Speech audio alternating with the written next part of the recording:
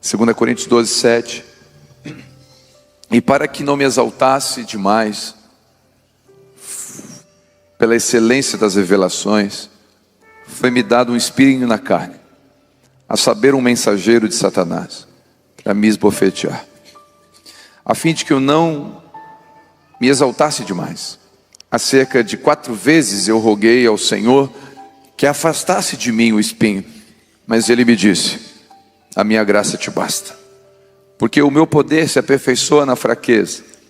Por isso, de boa vontade, antes me gloriarei em minhas fraquezas, a fim de que repouse sobre mim o poder de Cristo. Amém. Amém?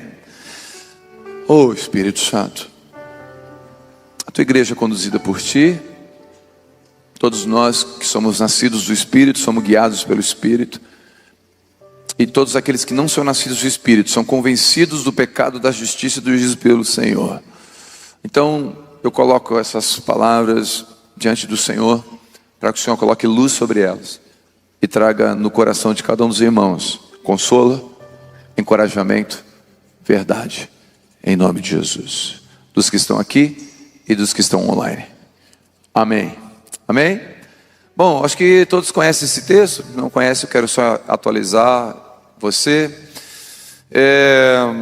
O apóstolo Paulo está contando da sua experiência pessoal. Ele teve uma grande revelação, ele viu coisas indizíveis, coisas incríveis. Ele teve revelações de céus, mais do que o céu natural.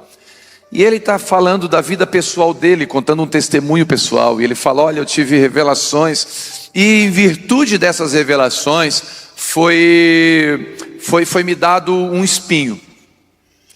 E esse espinho, claro que é só uma analogia, é só uma comparação, é só uma forma de expressar uma verdade, não é literal, né? Ele não tinha um espinho mesmo na carne, é uma metáfora. E ele está usando essa metáfora para expressar uma coisa: eu tenho uma dor, ele fala. Quando ele fala, eu tenho uma dor, um espinho, e eu roguei ao Senhor 3 vezes. Meu irmão, deixa eu dizer uma coisa para você. Quando alguém, como o apóstolo Paulo, roga ao Senhor 3 vezes por algo, não tem nenhuma vez na Bíblia que ele rogou 3 vezes por algo. É porque estava incomodando. Tinha algo difícil, um espinho. Quem já teve um espinho, quem trabalhou na roça, quem tem jardim, quem subiu em laranjeira, sabe que aquele espinho que entra na unha, e ó, deu até um arrepio, ele incomoda e dá a impressão que tudo a partir dali bate naquele dedo, porque ele fica ali, ele incha, ele às vezes causa pus, ele fica incomodando e lateja. Então o apóstolo Paulo está dizendo o seguinte: foi me dado uma incomodação, foi me dado uma coisa que me perturba, tira a minha paz, perturba a minha alma, lateja, causa pus no meu coração, é uma coisa que me incomoda. Foi me dado um espinho. E ele rogou: Senhor, tira isso de mim. E o Senhor respondeu: a minha graça te basta, porque o meu poder se aperfeiçoa na fraqueza. E aí ele muda a história. Ele fala: então tá, se o poder se aperfeiçoa na fraqueza, eu me gloriarei nas minhas fraquezas, para que o Senhor venha com força sobre mim. Então ele conta o que está acontecendo, mas também já dá o remédio. Então tá, se é assim, então a tua graça vem, eu vou me gloriar na fraqueza. Então, primeira coisa que eu quero pontuar desse texto é o seguinte: o que era o espinho? Então, resposta para essa pergunta: ninguém sabe. Então, se você vê um teólogo dizendo que é uma coisa, esse teólogo está exagerando, porque ninguém sabe o que é o espinho. Não está escrito, não está revelado. A Bíblia não deixou escrito, só diz que é um espinho. Então eu posso conjecturar, elocubrar junto com os teólogos. E alguns dizem, por exemplo, que o espinho era a sogra. Maldade pura. Não, mas dizem que ele tinha uma sogra enferma, realmente doente, e ele tinha que lidar com isso. Era uma situação. Teólogos, estudos. Outros dizem que o espinho era uma doença que ele tinha, talvez um Parkinson. Por que dizem que pode ser um Parkinson que tirava a habilidade das mãos? Porque ele tem cartas que ele diz assim: esse texto eu escrevi com o meu próprio punho. Outros, foi Timóteo que escreveu. Então talvez tenha momento que ele estava bem, outros não. Então talvez era uma dificuldade na mão.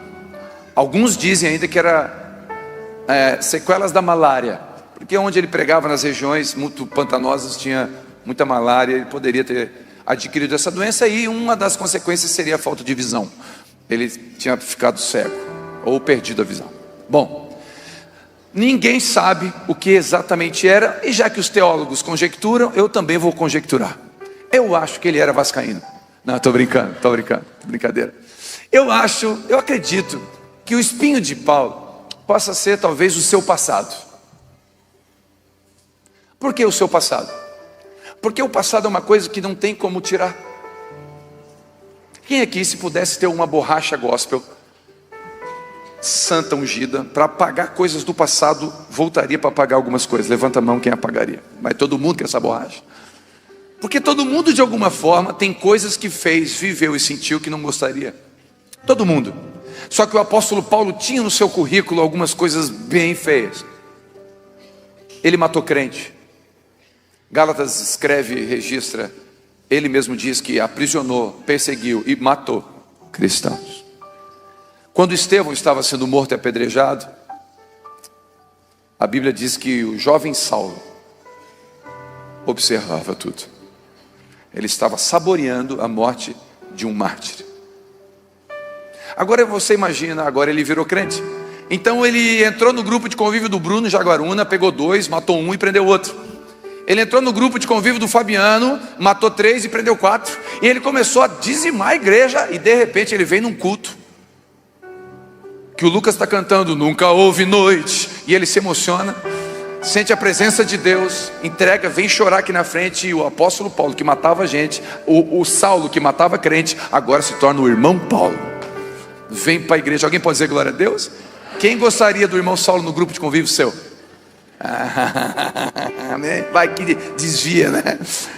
Vai que dá uma recaída no meu grupo. Não, vai em outro grupo. Só que o apóstolo Paulo agora virou crente de verdade. Ele nasceu de novo.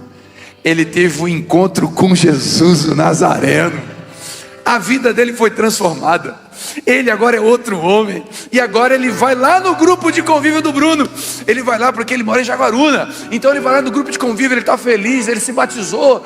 E agora ele está lá no grupo de convívio orando com os irmãos. E aí quem começa a oração naquele dia? Uma senhora. E ela começa orando assim: eu tenho saudades do meu filho, Senhor. Saudade do Estevão. E a outra começa a orar: saudade do meu filho Tito.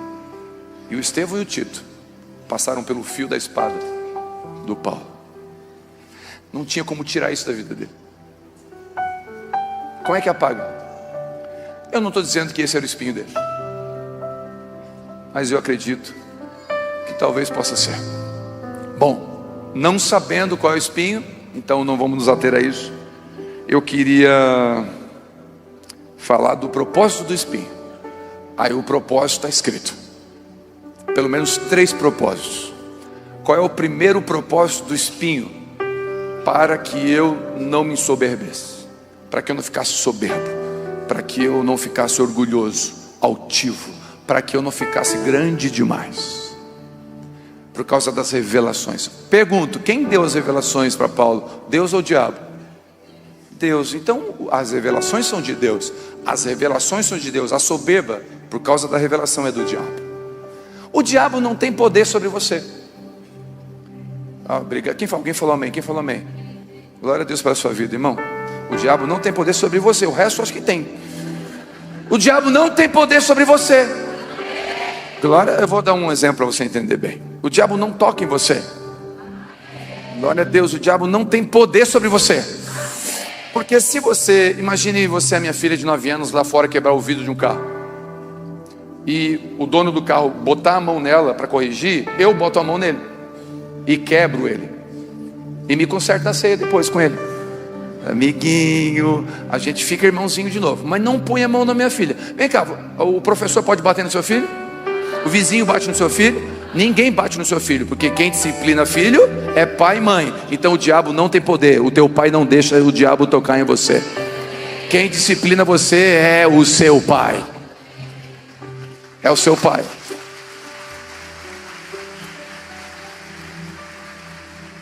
Só que o diabo é astuto. Ele sabe que não pode bater em você, mas ele sabe um lugar que o teu pai bate em você.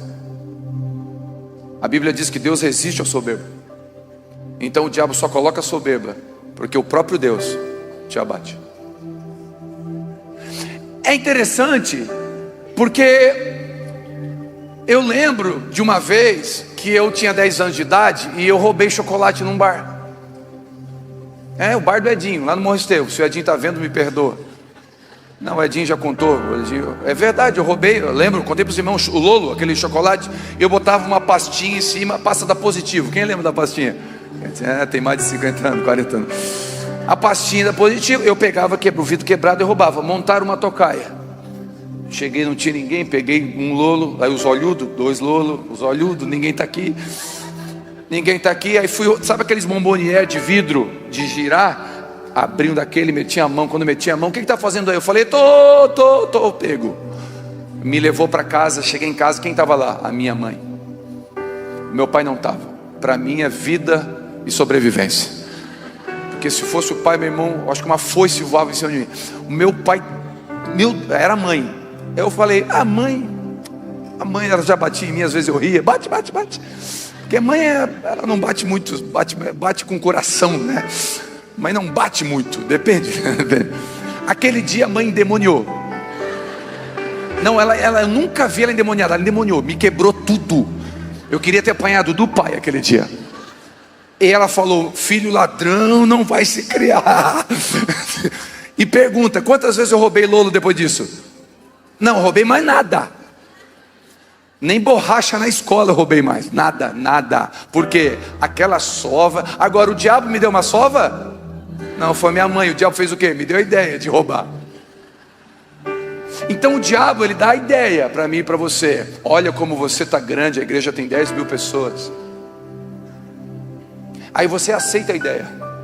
Você fica soberbo, o pai te abate. Então para que serve o espinho? Para regular. O espinho não é termômetro. O que o termômetro faz? Mede. É um termostato. O termostato regula. O espinho é regulador. O espinho na carne de Paulo regulava Paulo. Quando ele ficava muito soberbo, o espinho apertava. Ele, não sou tudo isso não. O espinho aliviava. A dor do espinho regula o meu coração e o seu. E Deus permite espinhos para o nosso bem. Porque o espinho não era do diabo. Acredite, o espinho era de Jesus. Acredite que o espinho foi Deus que colocou. Mas que Deus é esse? Um Deus que te ama tanto, que se é para você ser um ladrão, Ele te dá uma sova. Porque ninguém me ama mais, me amou mais do que o meu pai e minha mãe. Mas me corrigiram, para mim não ser um delinquente. Então, primeiro propósito do espinho é impedir que esse coração cresça demais, né? A Bíblia diz em Provérbios 16, 18 que a soberba precede a queda. Então o pai amando Paulo, eu vou amar Paulo. Como é que eu amo Paulo? Ele está ficando soberbo, eu dei revelações para ele. Nossa, eu dei uma igreja grande, eu dei uma empresa, ele está bombando. Agora eu comprei um carro zero, o sonho da vida dele. Agora ele está grandão. Como é que eu faço? Um espinho. Eu vou regular ele. Porque antes que ele caia e a soberba faça cair, eu vou regular essa soberba. Eu vou ajustar isso aqui. Deus tem as suas formas de nos abater. Eu vou contar um testemunho, a Vivi nem sabe. Ela já me olha quando eu falo assim. Fica tranquilo. Quem vai passar vergonha sou eu. Conferência de mulheres. Estava eu lá atrás, numa sala que estava para receber os irmãos, estavam lá servindo lá atrás, os preletores. Estava eu lá, chegou a avó Dinda, a avó Undina, a avó da Vivi, de 92 anos. Chegou de cadeira de roda, linda. Aí a Vivi foi lá, deu um beijo. E eu estava ali, vendo aquilo tudo. Chegou, né? Ali, eu gosto de brincar. E esse gosta de brincar. Às vezes eu me ralo. Eu troco os pés pela mão, falo demais, falo na hora. Só que eu tento ser sempre legal, deixar o ambiente legal. Sabe, quando o ambiente está meio tenso, uma coisa fala, o outro fala um negócio assim, eu falo, mas eu brinco uma coisinha para quebrar o gelo, para não ficar muito tenso, né? Aí a avó chegou, eu quis ser legal. Aí eu fui, vó, bom te ver aqui, que linda que você tá. Vó, tá vendo essa comida arada aqui, ó? Eu que mando aqui, pode comer. Ela assim, ai, quem manda aqui é o Espírito Santo, né?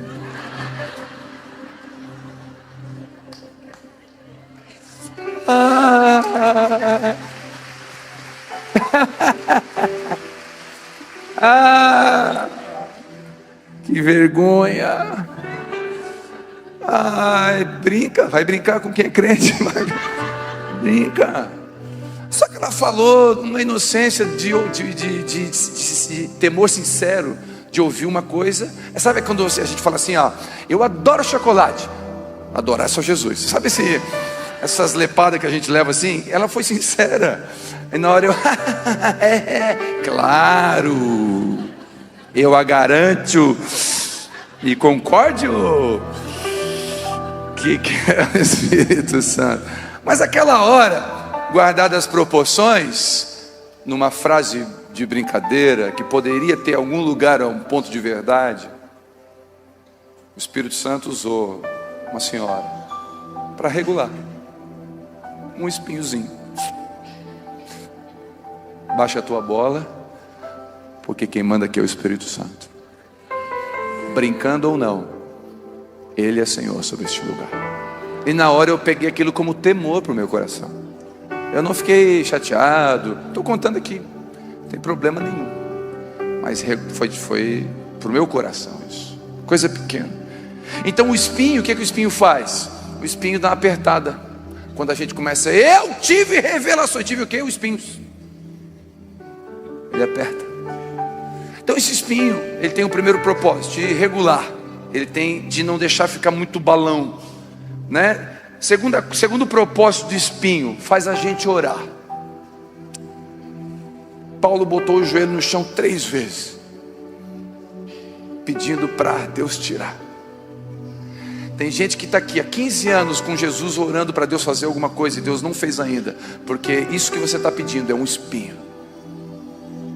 Seu filho está onde você não gostaria, mas isso faz você acordar de madrugada faz 10 anos. Se não tivesse esse espinho, talvez você não acordaria de madrugada. Tem alguns espinhos que levam a gente a ficar de joelhos. A gente fica grande em pé, soberbo. O espinho bota a gente humilde de joelhos, dizendo, por favor, Senhor. Mas eu sou apóstolo. Não, não sou ninguém, esse espinho está doendo, por favor, Senhor. Ah, mas eu sou milionário. Não, está doendo. A minha filha está fora dos caminhos. Eu tenho bilhões na conta, mas a minha filha está fora dos caminhos. E o joelho no chão. O espinho faz a gente se ajoelhar. O espinho faz a gente buscar Deus. Tem muitos que estão aqui me ouvindo que não vinham na igreja há tempo. Sabe por que você veio? Porque o espinho apertou. O espinho apertou.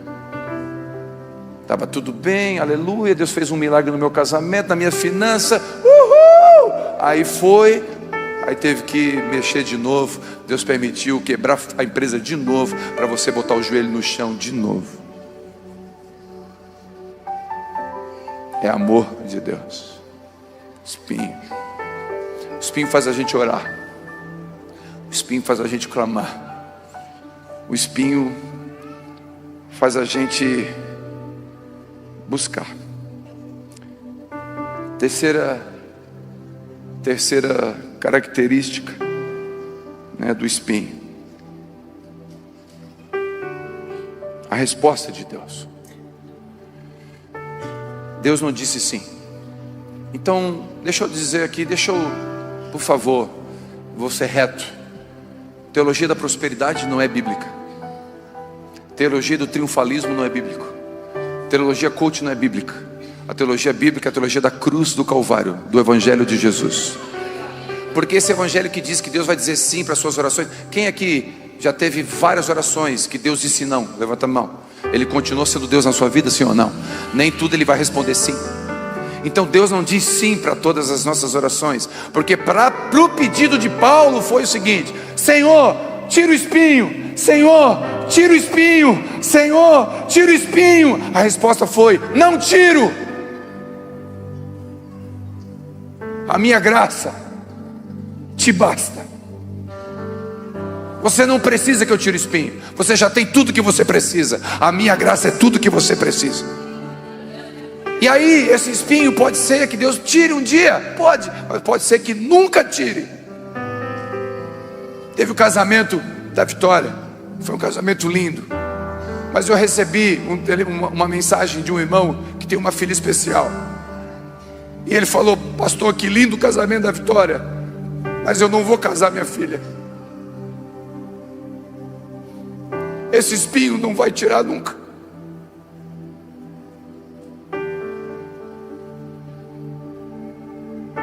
E agora diz que não é de Deus? Tem espinhos que só o céu vai tirar. Um dia eu fui pregar numa cidade chamada de Bauru. Preguei numa igreja do pastor Delto, um querido demais, carinhoso demais. E eu tinha chego lá fazia um ano e meio, não lembro quanto tempo, que tinha falecido a filha dele de 16 anos. Uma doença saudável, pegou uma bactéria, um negócio, TI, morreu. E ele falando aquilo para mim, meu coração disparado. Pastor, que loucura, que dor que deve ser perder uma filha. Ele assim: não, pastor Théo, eu não perdi. A gente só perde o que não sabe onde está. Eu sei onde a minha filha está, e um dia me encontrarei com ela. Porque tem espinhos que só na eternidade vão ser tirados. Tem dores que só na eternidade. Tem gente aqui, escute, que tem um passado, talvez uma traição, um divórcio, talvez uma falência, uma experiência negativa ministerialmente, que se você pudesse tirar esse espinho, mas não, isso vai acompanhar você até o final. E quando você por algum momento olhar assim e dizer: a minha vida não é uma linha perfeita, eu queria que fosse. Os meus filhos não são ideais, são reais. O meu casamento não é um conto de fadas. Quando você olha para tudo isso, você fala: Jesus, por que não é perfeito assim? Porque Deus não faz assim. Ele faz como Ele quer. E várias dessas situações fazem a gente ficar baixinho. A gente acha: não, tu não é tudo isso não. Tu não é tudo isso não. Baixa. E não foi nenhuma, nem duas vezes, nem três vezes que o diabo chegou no meu coração, no seu coração, e falou: olha como você é bom. Olha como você canta. Olha como você aconselha. Olha como você prega. Olha como você administra. Olha como você é bonita. Aí você pensa: uau, é o Espírito Santo me abençoando. Pode ser o diabo só colocando soberba para que você caia. Eu sei, nós não estamos num curso coach. Se tivesse um curso coach aqui, poderia valer aquele negócio: levante a mão e diga: eu sou um vitorioso. Mas não é. Então, como não é, eu vou fazer algo diferente. Posso fazer? Posso fazer? Eu vou fazer igual, podendo não. Levanta uma das mãos para o céu, por favor, e fala assim: eu sou fraco. Amém. Isso é um anti-coach. Mas era para: pastor, eu vim aqui para ouvir que eu sou forte. Não, eu vou dizer uma coisa: você é fraco, mas o teu Deus não sabe o que é derrota. O teu Deus é poderoso. Não, você não pode nada, Ele pode tudo. Você não faz o que você quer, Ele faz o que Ele quer. O apóstolo Paulo entendeu. Ele falou assim: ah, é? Então eu vou ficar me gloriando no quê? Na minha fraqueza. Que doideira, cara. Como é que eu vou ficar me gloriando na minha fraqueza? É tipo assim: ô irmão, chega aqui, deixa eu te contar uma coisa. Sabia? Eu tenho um defeito. Cara, eu não presto, cara. Pai, às vezes eu tento fazer umas coisas para Deus, eu não consigo. Glória a Deus. Você tá louco, irmão? Não, não estou louco, não, estou bem certo. Eu não consigo, mas Ele faz tudo através de mim. Eu vou me gloriar na minha fraqueza. Eu vou gloriar no meu limite. Então eu tenho limites. Fala assim, ó, dá um sorrisão. Fala assim, ó, eu não posso tudo. Fala assim, ó, eu tenho limites. Fala assim, ó, eu tenho um monte de defeito. Fala para a esposa, eu tenho um monte de defeito. Pergunta para ela. Com certeza eles estão fazendo assim com a cabeça. Você tem um monte de defeito, um monte de limitação, mas o Deus que você serve é o Deus do impossível. E a graça cobre multidão. A graça é abundante. Aí ele fala, a minha graça te significa que o resto é resto. Quem aqui foi alcançado pela graça? Quem aqui foi alcançado? Não, dá glória a Deus. Quem foi alcançado pela graça, glorifica o nome de Deus. Você foi alcançado pela graça de Deus. Você só está aqui por causa da graça de Deus. Não é bondade sua, não é obra, não é mérito, não é bondade nossa, é graça de Deus. Então quando você descobrir no espelho as fraquezas e limites que você tem, olha para as fraquezas e fala obrigado, porque são vocês que me aproximam de Cristo.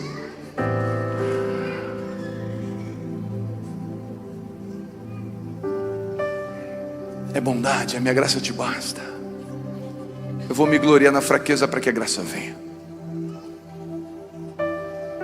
Quem aqui reconhece isso? A graça, a graça, a graça. A graça, que graça é essa? É o favor não merecido. A graça onde abundou o pecado, que nos põe na mesa da ceia, que nos chama de filho, que vê além da adúltera, além do viciado, vê além dos olhos humanos podem ver. A graça. A graça, de vez em quando eu encontro com a graça por aí. Não é a irmã graça, não. É a graça, sabe qual é a graça? Eu estou passando uma compra de mercado, e aí de repente a caixa do mercado começa a chorar. E ela fala, pastor, eu era presidiária, e há 15 anos atrás vocês nos visitaram lá. Eu entreguei a vida para Jesus, pastor. Eu saí de lá, pastor, eu tenho uma vida agora, eu tenho carteira assinada, eu nunca mais voltei para o crime. Jesus me salvou, pastor. Eu encontrei a graça está ali. É a graça abundante, transbordante. A graça. A minha graça te basta. Quem recebe isso? Feche seus olhos por um instante. Quem aqui tem motivo para agradecer Jesus? Quem aqui tem... Eu queria que você orasse agora e falasse, obrigado Jesus, porque na minha fraqueza o Senhor tem me fortalecido. Na minha limitação o Senhor é ilimitado. Na minha impossibilidade o Senhor é o Deus do impossível. Nos meus medos o Senhor é um Deus todo poderoso. Na minha orfandade o Senhor é o meu Pai. Jesus, nas minhas dores o Senhor é o meu remédio. Na minha solidão o Senhor é presente, mais presente que um amigo. O Senhor tem coberto todas as esferas da minha vida. Faz essa oração para Jesus agora. Talvez eu queria que você ousasse pedir para tirar o espinho.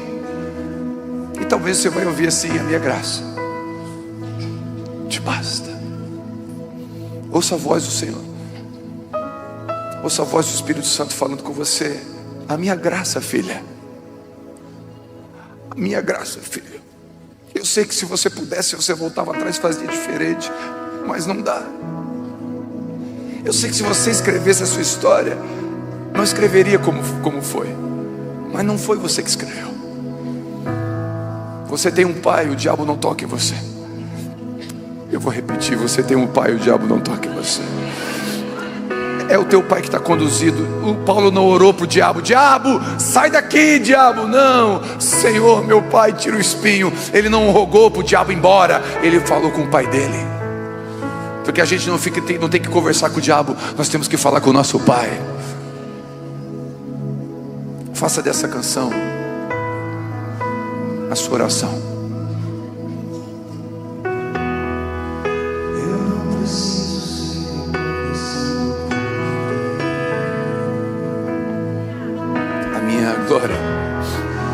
A minha glória é fazer com que conheçam a Ti, que diminua eu e que diminua eu, para que Tu cresças, Senhor, mais e mais. Aleluia. E como serafins que cobre o rosto ante a Ti,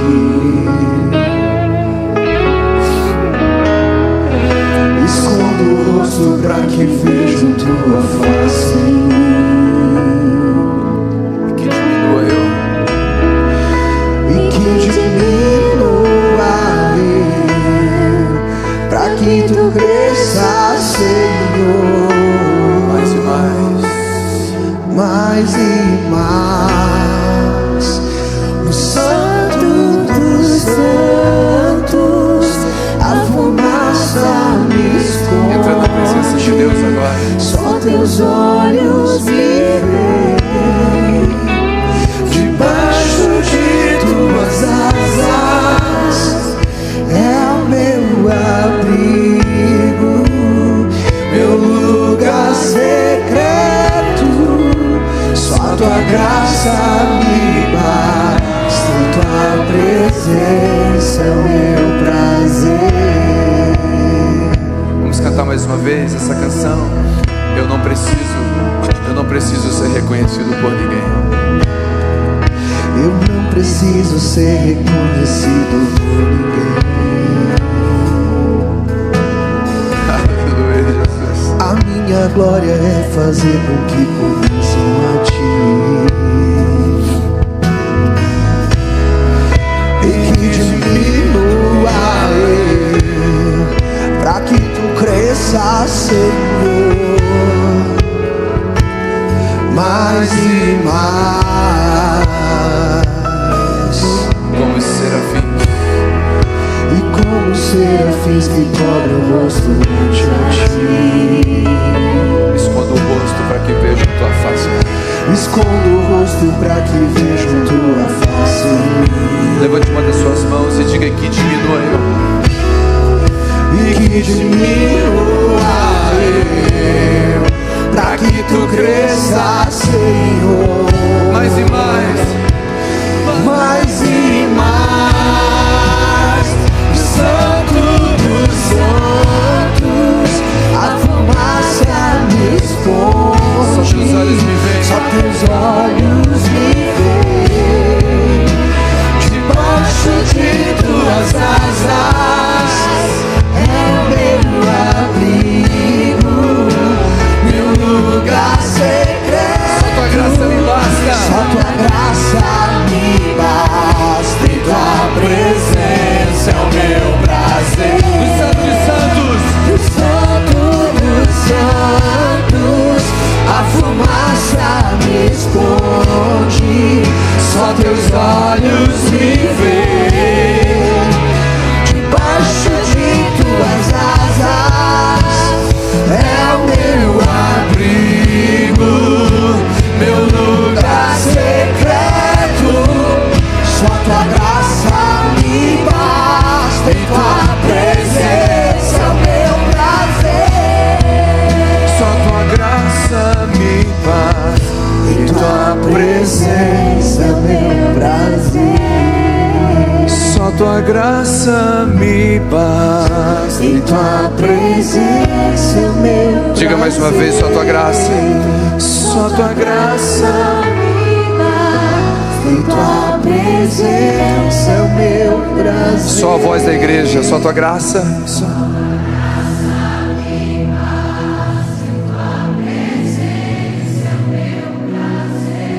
Só Tua graça. Só Tua graça me basta.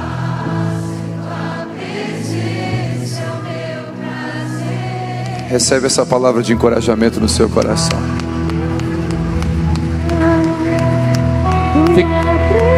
Fica de pé. Por favor, fica de pé. Quem recebe essa palavra no coração? A graça dele vem sobre a sua vida. A graça dele vem sobre o seu casamento. Eu te abençoo para que Deus faça milagres na sua vida. Mas aonde Ele não fizer o milagre, a graça vai cobrir tudo que faltar. Eu te abençoo com essa graça que cobre, essa graça que acolhe, essa graça que salva, essa graça que muda a vida do ser humano, essa graça que muda a vida das pessoas, transforma. Aleluia. Quando você recebe essa graça salvadora. Teve um homem, eu quero terminar aqui. Eu vi num podcast um homem que, contando o testemunho, diz ele que ele tinha 18 anos.